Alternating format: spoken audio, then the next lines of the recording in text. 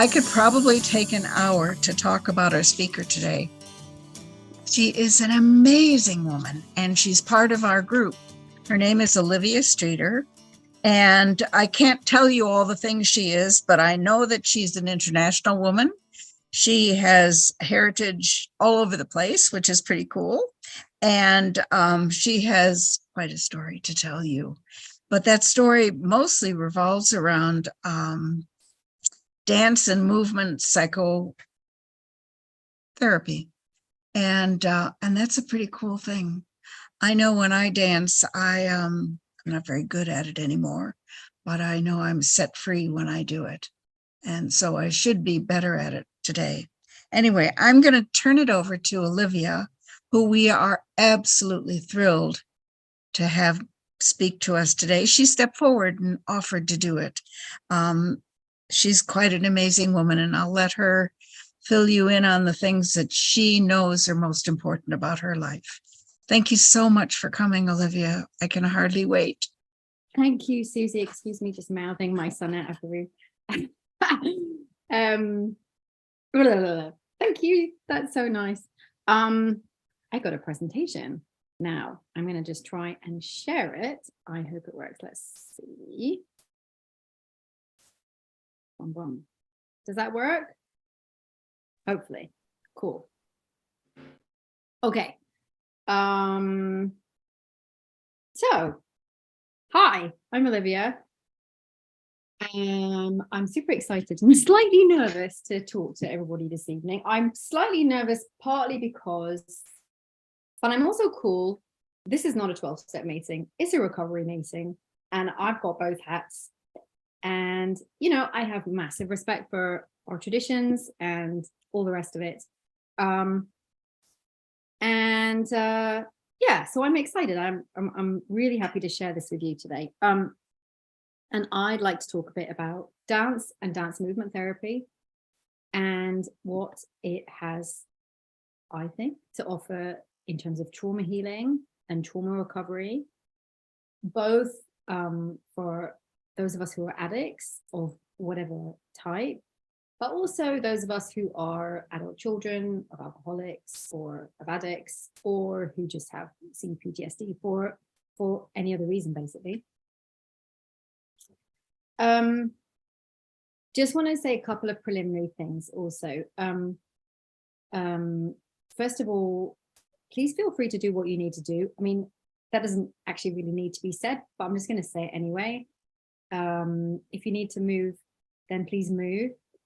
I don't equate being still with being holy, or actually with being recovered today, or with being mindful. And I am neurodivergent. I have ADHD and a few other things. I sometimes joke that I could do the ABC after my name. So if any of you need to stim, if you're aware what that is, like making movements that you need to make to feel comfortable, please go ahead.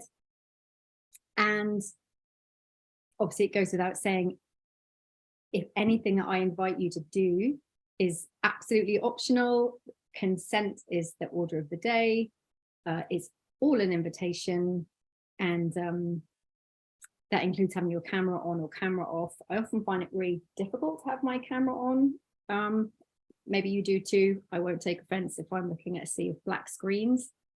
I shall put my ego to one side. Yeah. So, because the thing that really got me interested in dance movement therapy, apart from the fact that I've always danced, was when I heard one of my mentors, Christine Caldwell, describe this work as being about the restoration of bodily authority. And I was like, wow, yes, that's it.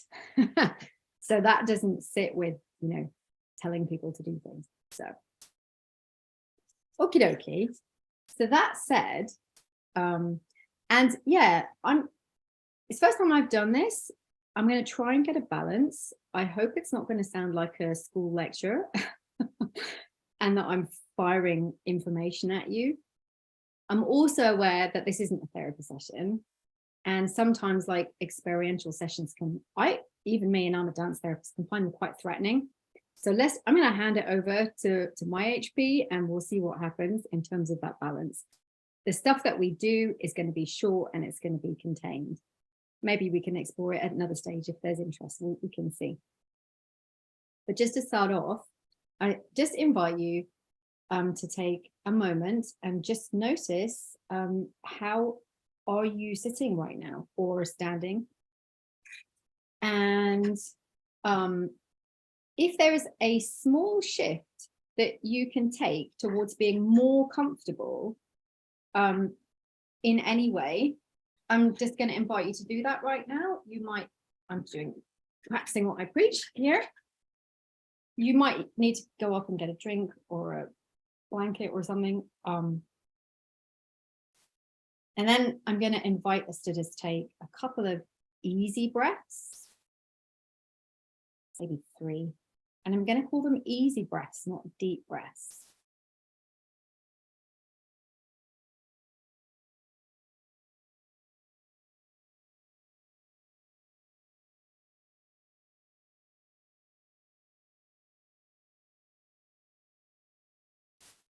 And then I'd love you to notice if when I invited you to take a small shift towards comfort, if there was any kind of resistance that came up inside you, to just like notice that.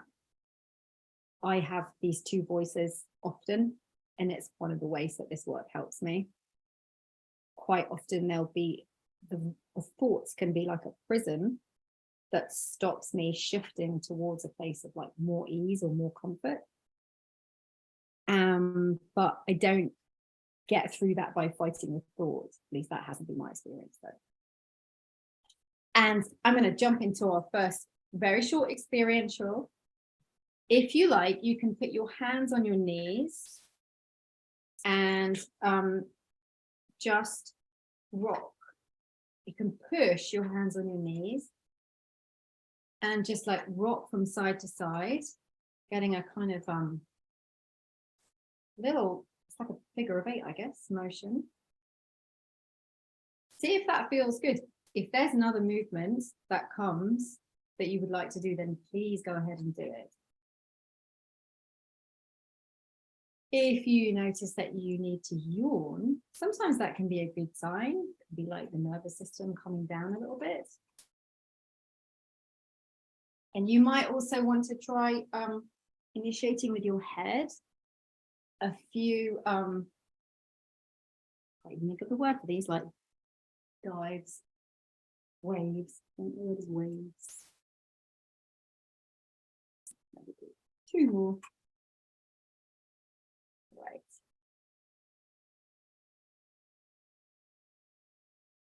And the last thing before I get going is I'm going to invite you to squeeze from your feet up.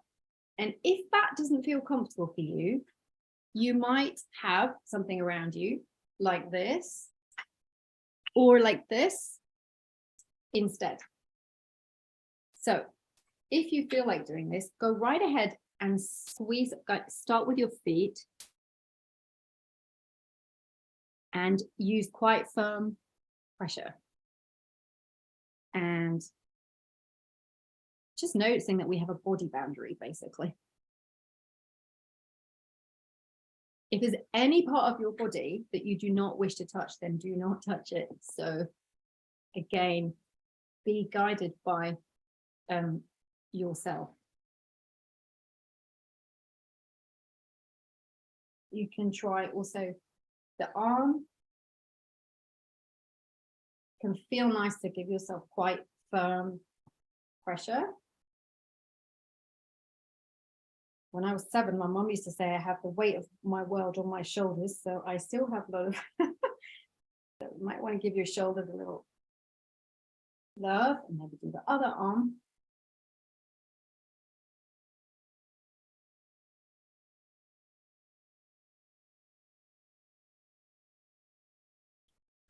And let's finish up here at the neck, and then your jaw. And maybe Olivia, can you speak a little louder? yes, I can. Perfect. Yes. Did you miss everything or? No, it's just I had to work hard here. Okay, all right. Thank Thanks. you. All right, there we go. So I also want to give some acknowledgements before I even say anything. I learned from the first person on this list, who's called Dr. Amber Gray, to do this. And I think it sits with our tradition in 12-step also, you know, feel like a lot of, well, I don't want to criticize actually, but, you know, there's quite an individual focus in a lot of therapy and coaching. And I really love the movement within 12-step and outside 12-step to notice that we recover together and to see that coming into therapy and not just in the rooms of 12-step. So, and on that note, I just also want to name the significance of this meeting structure as it isn't 12-step. I think I certainly have that wound of less than, so maybe sometimes more than, usually it's more less than. And, you know, there is something very healing in 12-step around the fact that it doesn't matter if you've been there one day or 50 years, like everybody has something to stay in and has equal value. And of course, we all have equal value. And sometimes as people in recovery, we can infer things from the way things are set up and from structure. So basically, it's just another reminder, take what you like, absolutely leave the rest. So yeah, this idea of hats came to me, you know, many hats. And it's one of the things that I value in 12-step. It's also one of the things I value in dance therapy as a therapy modality, that we don't have to get stuck, you know, these positions, expert or whatever. Like we can be much more fluid about the roles that we have. So yeah, I should explain a bit who I am. I think Nikki Myers was here before, and I love Nikki Myers. And one of the things I really love is how Nikki Myers introduces herself. So I'm going to do something a little bit similar. And I know there's a debate in therapy about how open people should be. So a little nerve-wracking, but I've always been an open book, basically. So yeah, I'm a dance movement therapist or psychotherapist, depending where you are in the world. I've researched and published on trauma treatment with dance therapy, and I'm currently researching neurodiversity. I'm an early life and a late life dancer. I have a piece coming out in May called Late. Sorry, March, not May. And I used to be a lawyer and a human rights researcher and worked mostly on police violence and in prisons. Yeah, got 5 degrees. I've lived in a lot of different countries. I've had access to education. I have safe housing. I have enough to eat right now. I have clean water. I have a place to stay. Divorced single mum of 2 as well. An immigrant, but I have an easier immigration status. And I'm also an Al-Anon, codependent in recovery. Got high sensitivity. I've had PTSD from all sorts of different things, sexual assault, medical trauma, coercive control, c-PTSD as well, partly from childhood. I think also partly from school, actually, as somebody with ADHD, hear more and more from people with autism and with ADHD how traumatic school is and how it can be quite similar to growing up in an alcoholic home. Maybe fetal alcohol syndrome, I don't know. I think it's kind of hard to tell the difference. And yeah, and I came to this work like most therapists, like out of, well, joy and passion for dance, because I always danced since I was 3, I think. But also out of necessity, because as you all know, alcoholism runs in families, and it leads to generational complex trauma symptoms, of which I have had and still have sometimes, many, you know, chronic shame, fear, anger and aggression issues, abandonment, trauma, flight. I've done many geographicals in my life. Isolation, cutting myself off from friends and family, suicidal ideation at times, a lot of dissociation, a lot of feeling like I'm floating away, which was quite tricky in ballet class and definitely didn't help with balance and pirouettes, that's for sure. And yeah, all of that stuff, all of which, thank goodness, in the end brought me to the rooms, and where I'm very happy to stay for the rest of my life. So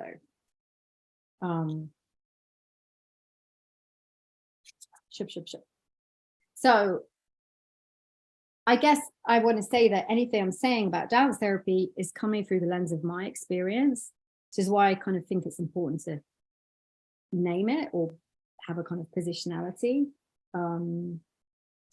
because I think evidence is important in terms of therapy, but this idea of subjectivity, or objectivity rather, kind of isn't any as far as I'm concerned. But what I can share is that my journey, and I guess I would say it still circles, because I'm not like, I haven't taken a pill, I'm not completely bing, never need to do recovery again, but it's basically the shift from fear, shame and depression towards and into safety, worthiness, and what we call enlivenment, feeling alive. That comes from Pete Walker, who wrote that incredible book on recovering from c-PTSD. And dance and dance therapy have been really fundamental, is for me personally, as part of that journey. And I think that dance therapy, we're all going polyvagal crazy, which is wonderful in many ways.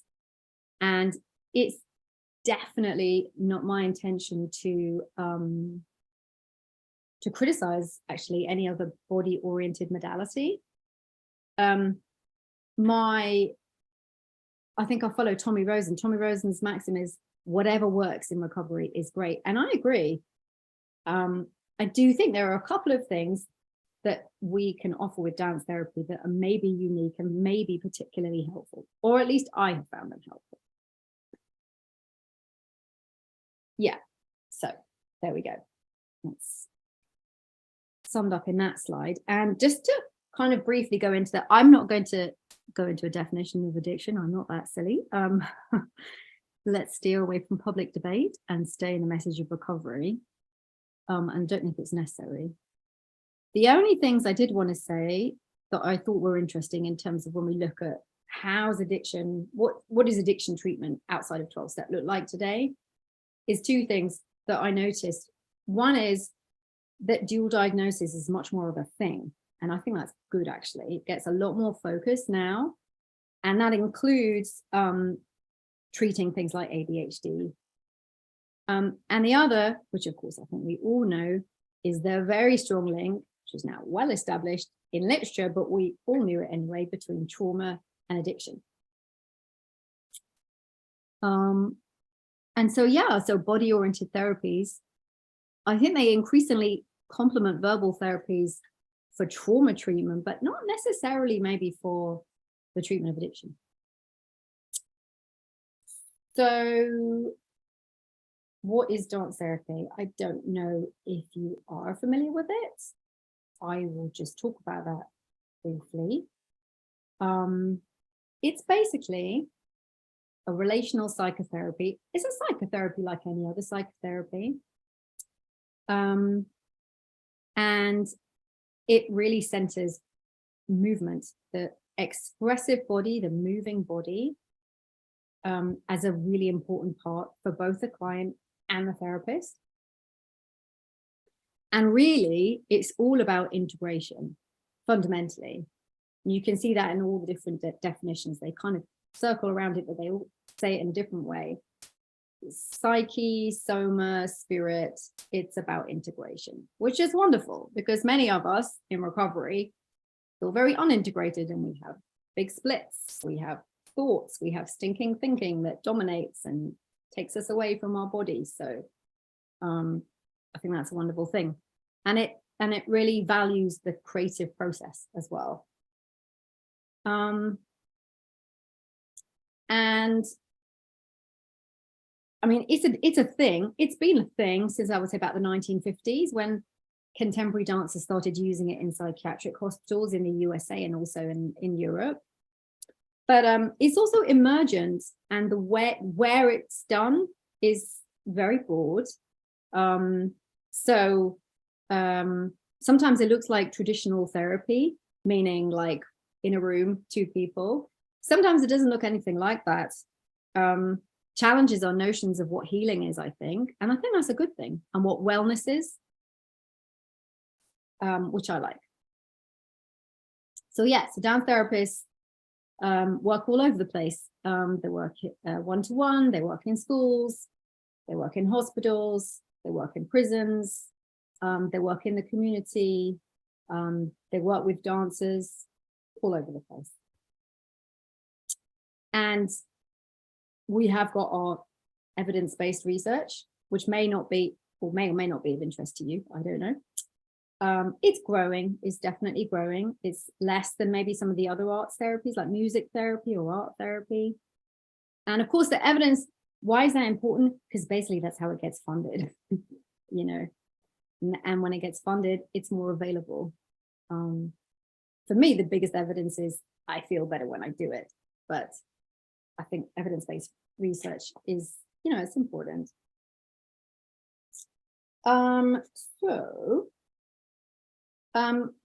I'd love to talk a little bit about how dance therapies may be different to other body therapies. And one of the things that I find really exciting about it is it's got these really rich influences from all over the place. Dance, neuroscience. One of my mentors is Amber Gray, worked, and Christine Hord also actually, have worked very, very closely with both Stephen Porges and Bessie van der Kolk. And there's been a big interchange of ideas for a really, really long time, actually, even before kind of papers started coming out. But also, yeah, human rights is a big focus, culture and the arts in general, phenomenology, which is basically about experiencing. So yeah, it's really rich. And Dr. Kathy Malchiodi, some of you might know, I'm hoping she's going to come and do a session on here too, actually. She's a colleague of mine. I really love her work. She wrote a wonderful book about expressive arts therapies for trauma, and wrote that amazing quote last week at the bottom: the integrative synergy of the arts based on cultural traditions and current trauma-informed practice is requisite to addressing traumatic stress with most children, adults, families, groups, and communities. So I think there are more and more of us who are realizing how important it is to integrate the arts into how we heal from trauma and from addiction.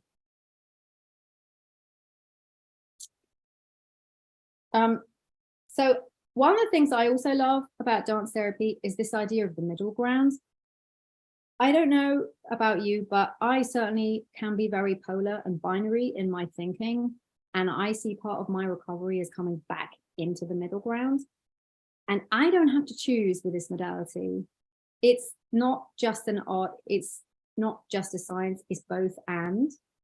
I don't have to choose between mind and body.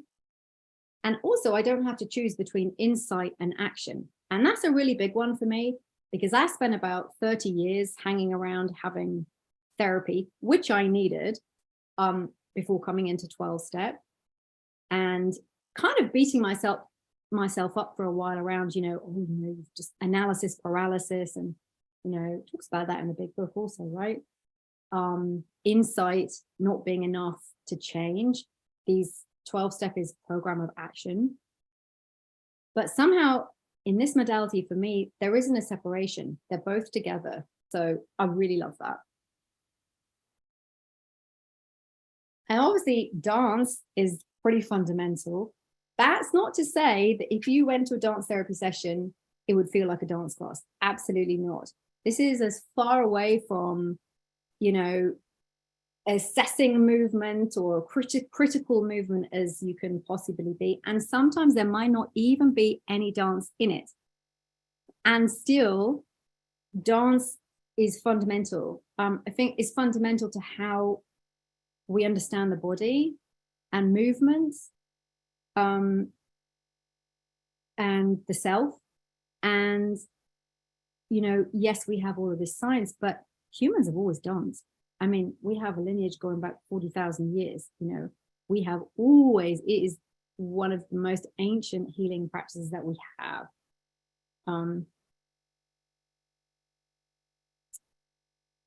And one of the things that is a kind of nice synergy for me between that and 12-step recovery is this idea of practice, not perfection. I really love this because I think sometimes in other therapies, you know, it can be like this idea that I have to be fixed, right? I've got to fix my depression. I've got to fix my anxiety, whatever it is.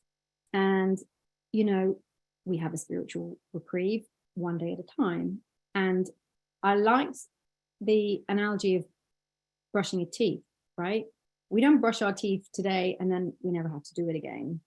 We just accept it. Of course, we're going to do it every day. But something that dance brings is this idea of a practice, you know, and that for me is something about when I'm dancing and then I can shift that outside, it means I can relate to my experience more playfully and with more curiosity.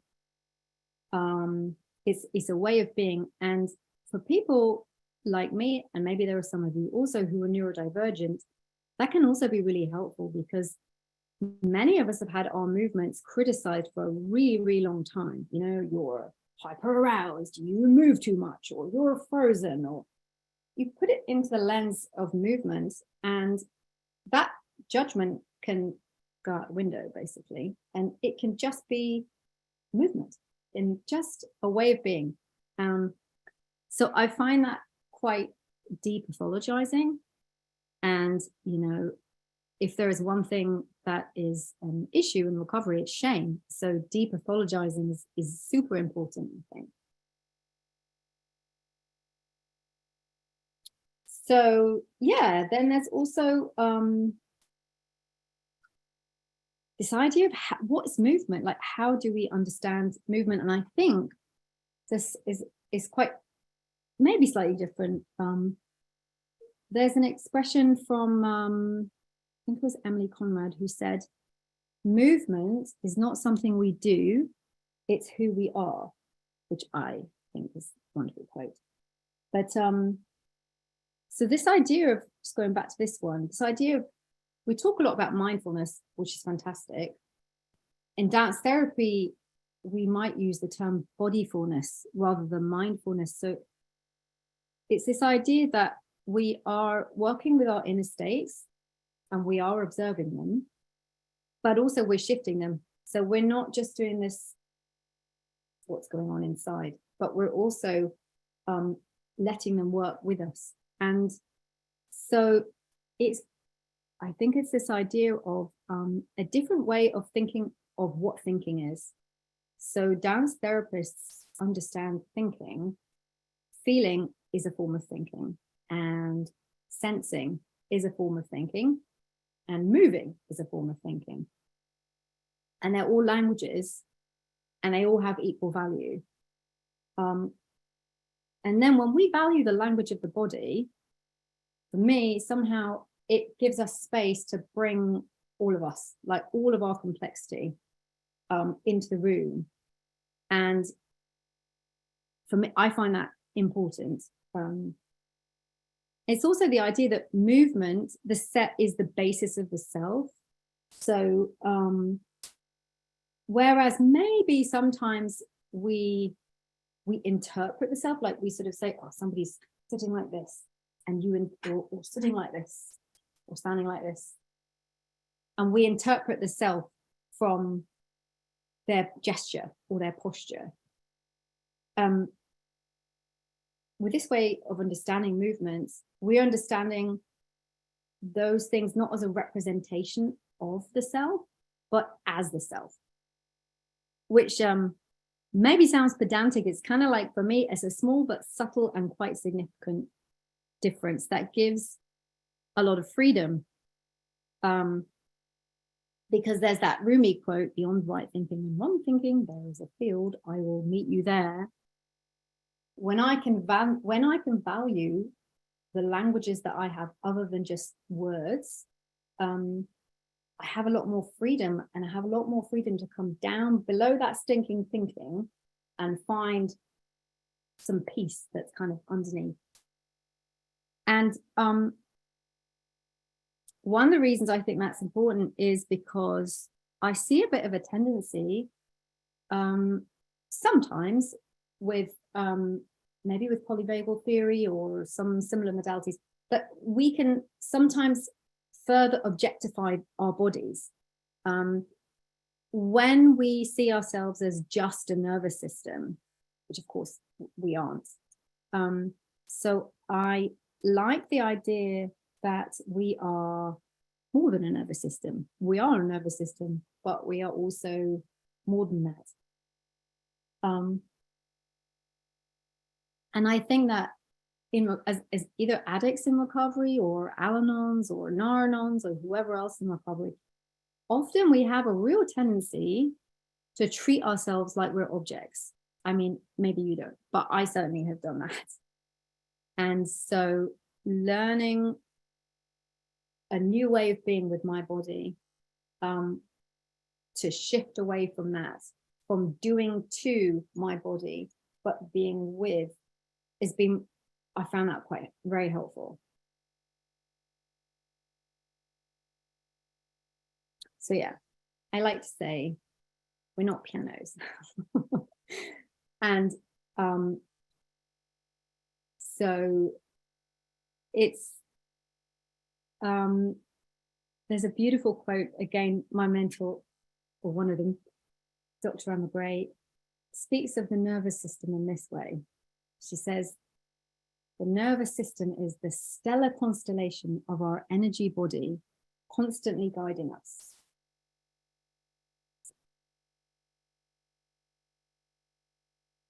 So really what we're talking about is kind of a different way of understanding trauma. So it's not just about developmental trauma. We're not just taking account of that, but we're also taking account of all of the other kinds of trauma that exist and affect us, either from the past or on an ongoing way. That includes racial trauma, it includes sexual trauma, it includes historical and intergenerational trauma. Hello, my cat's going to say hello.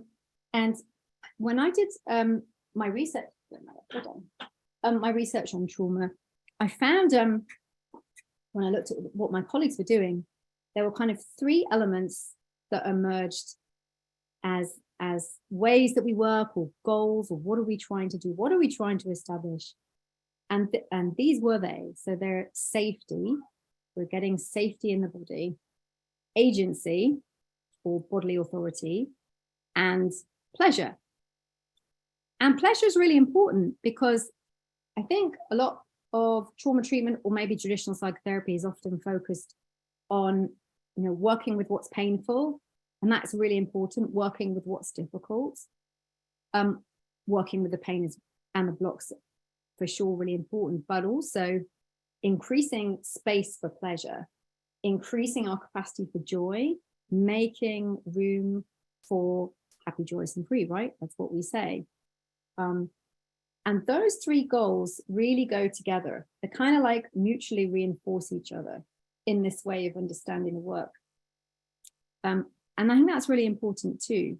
So, for example, the more power I have to establish boundaries myself, I can't control the external always. I can't control what other people are going to do to me, but I can learn to work with my body. I can learn to feel a no in my body and express a no. Then maybe the more safe I am, the more safe I feel.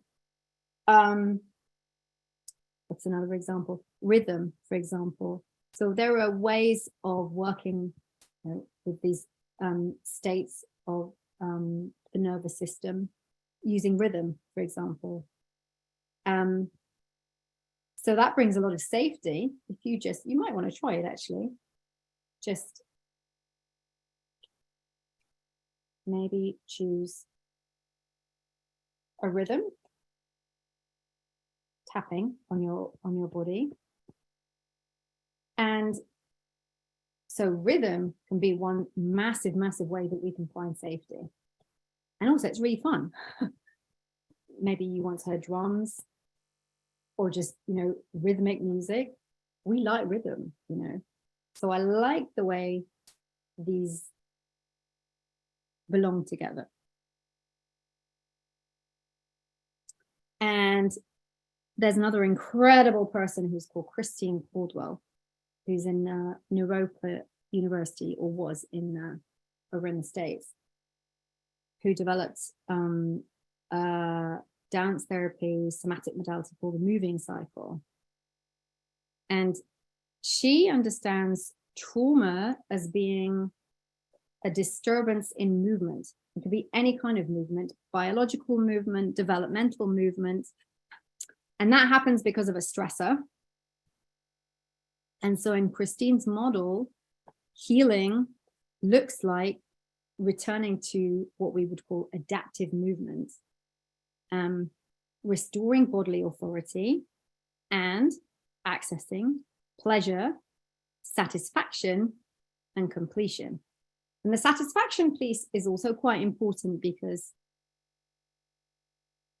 that's kind of her theory, but I found that true in my experience too. Sometimes when we have addictions, we can have movements inside or sequences that somehow have kind of become blocked and haven't quite completed. And there can be a kind of need to find completion in the body, in a movement, to really feel inside, what does it feel to feel that sense of satisfaction?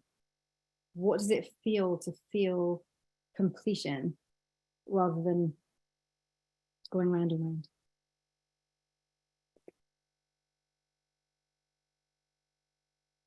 So, yeah, I think dance therapy can help with all of those symptoms that are listed up there, c-PTSD symptoms. So the paralysis that we can have, the overwhelm, the dissociation, the distress, which can be so painful, the isolation and the disconnection, and that feeling when your thoughts are sort of so fiery that you're almost kind of submerged by them and you just can't get into action. That's something that I've heard many others experience. I've certainly experienced that too. And they can be ongoing symptoms, that don't necessarily resolve, but we can find ways to work with them one day at a time.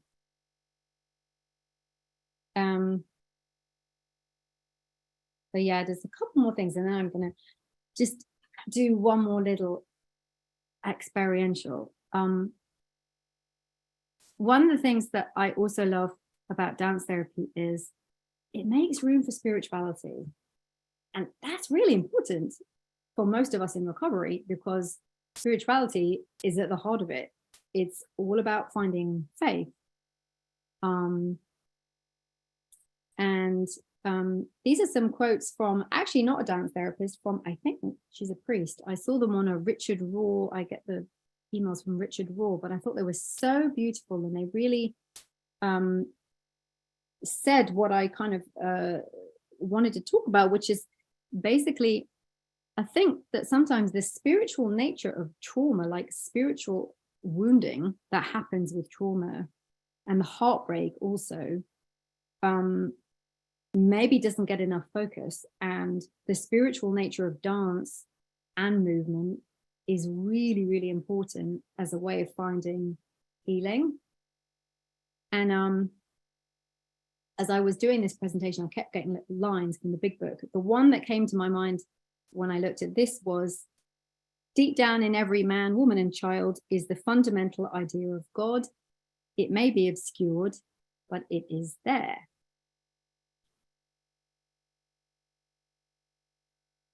So, how are we doing for time? Okay.